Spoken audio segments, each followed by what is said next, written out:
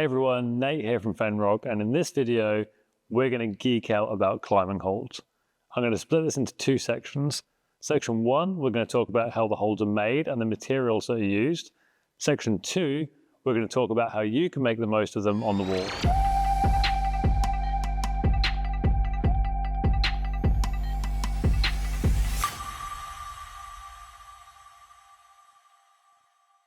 To get started, we'll talk about the materials. We have polyester, polyurethane, and then 2 fiberglass. So when climbing holds are made, generally they're carved in foam first to make a master. A mold is then created from that master, and then resin is poured into that mold. The actual texture that you're feeling on here is the texture from the foam.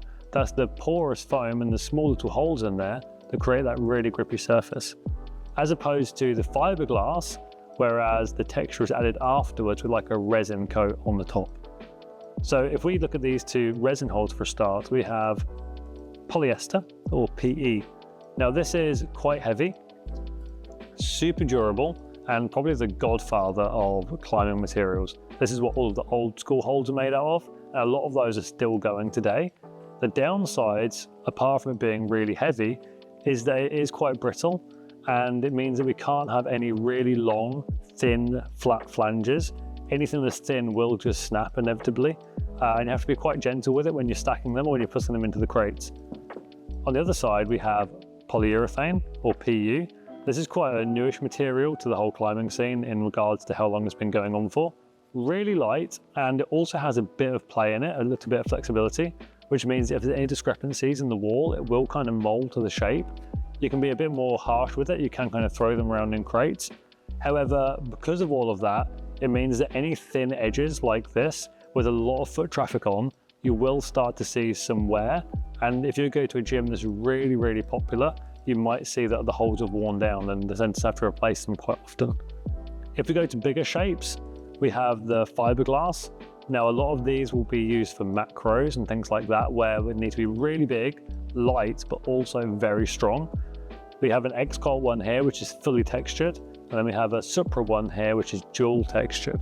The cool thing about dual texture is it forces movement. Now, from a setting perspective, what we can do here is if we have the hold, say for instance, this way up, we've created this really cool pinch, but now when the climber comes to this section, they can't use their feet on the top, so they're gonna have to force their feet into the sides.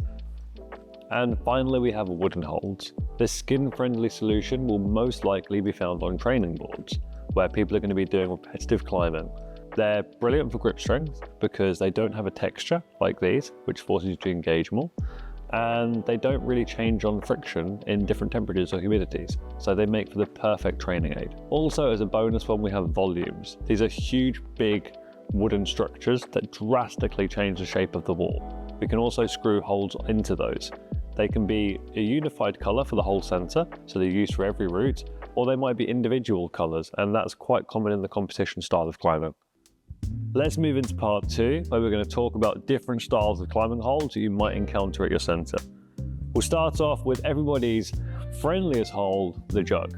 These are holds that you can get right behind, and they're usually found on beginner routes, yet you will sometimes see them in more advanced routes. Next up, we have pinches.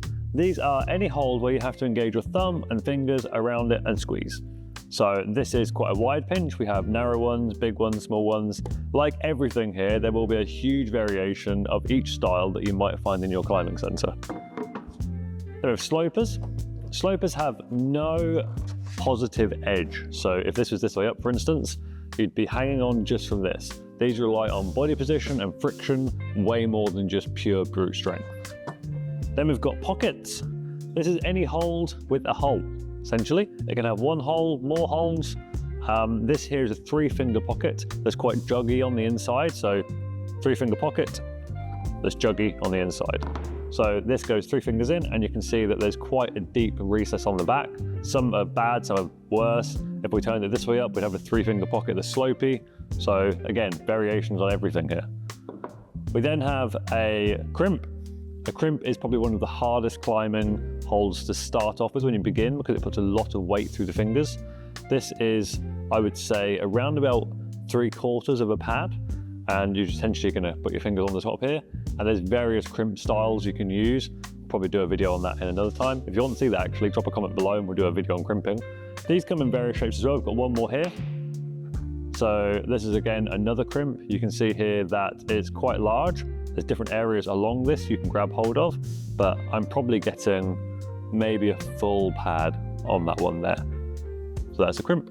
That is a quick overview of the different styles you might see. There's loads more, so if you've forgotten any, again, drop it in the comments and we can add another video.